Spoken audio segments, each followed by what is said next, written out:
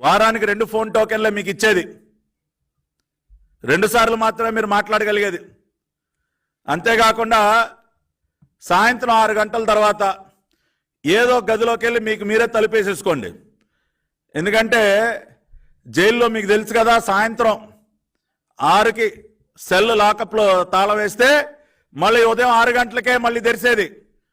కాబట్టి ఈ psycho batch మీరందరూ సాయంత్రం ఏదో గదిలోకి 6 అవగానే ఏదో గదిలోకి వెళ్ళి తాళం వేసుకుని ఉండటం అలవాటు చేసుకోండి.